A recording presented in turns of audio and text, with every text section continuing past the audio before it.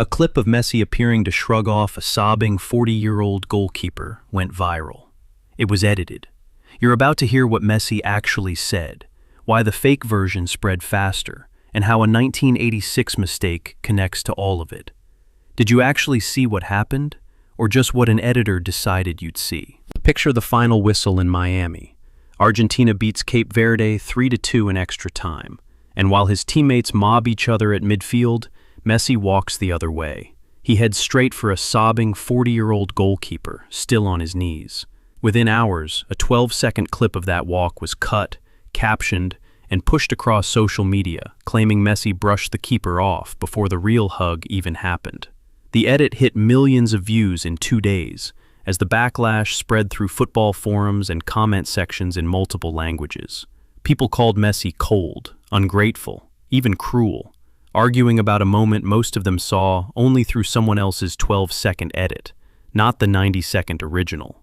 Almost nobody watched it first.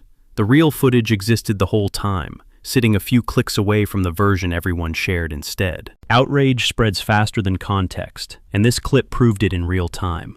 Platforms rank clips by engagement, not accuracy, and a shortened Messi snub narrative outperforms a 90-second embrace every single time, because anger holds attention longer than warmth does.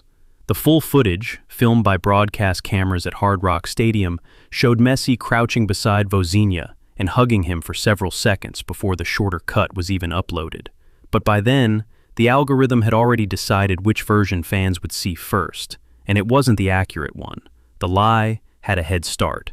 That head start is the actual hidden cause here. Not malice, just math that rewards speed over truth. And understanding that math is the only way to see what happened next. Contrast this with what actually happened next. Instead of dying down, the fake version mutated. Accounts began attaching invented quotes to Vozinha himself, lines he never said, framed as if he'd personally criticized Messi's reaction after the match. One widely shared post quoted him supposedly calling the moment cold and rehearsed, a quote that matched no interview transcript anywhere. Vozinha never said either word.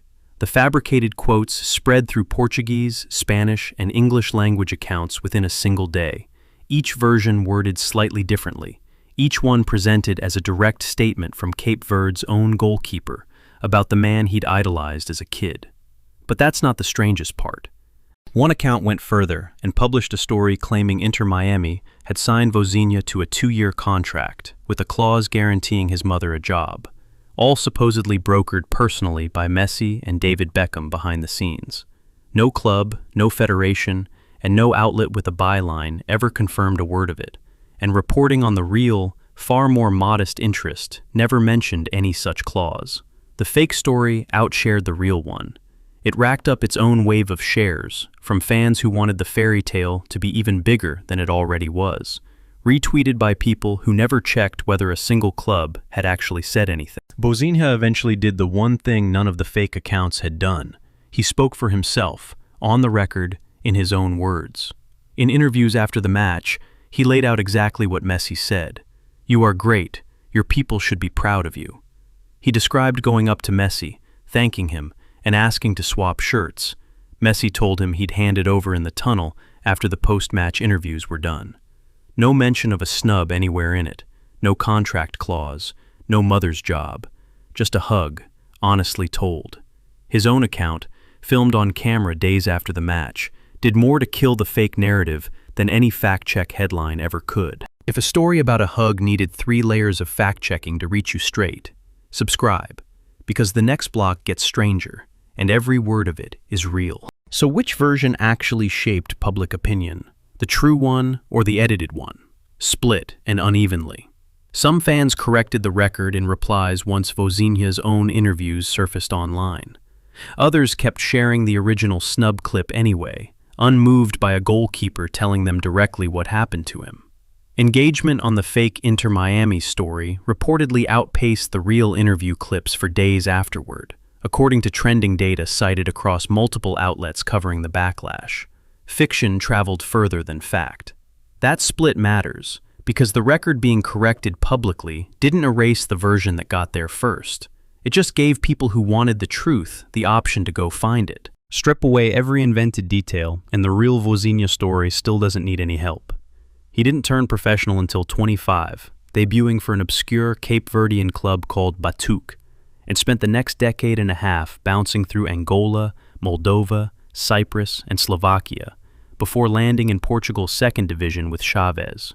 Before any of that, and for years alongside it, he worked as an electrician to make ends meet. No fairy tale required editing.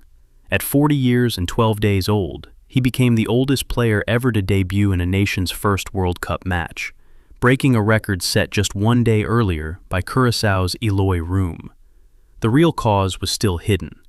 His own name carries a hidden World Cup story nobody had to invent either.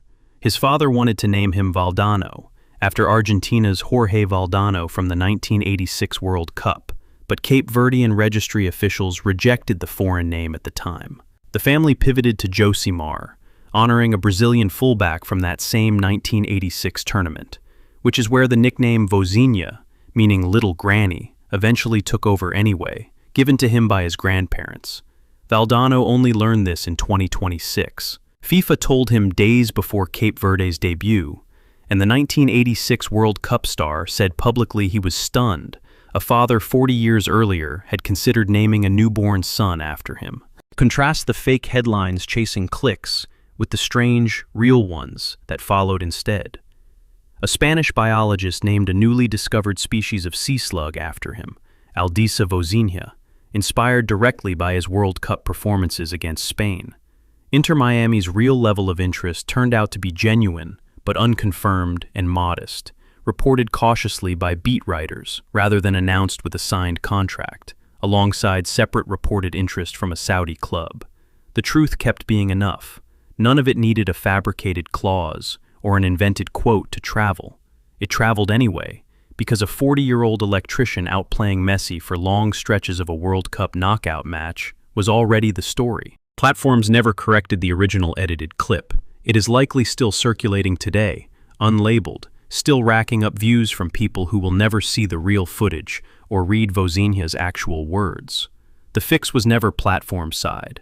It came from one goalkeeper deciding to speak plainly, on camera, about what actually happened to him that night in Miami, in his own words, on the record, days after the algorithm had already made up millions of minds.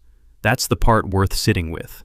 The true version of a story this good still had to fight for airtime against a lie that took 12 seconds to make. A 40-year-old electrician outsaved Messi for 90 minutes and still lost. And somehow the fake version of that story spread faster than the true one.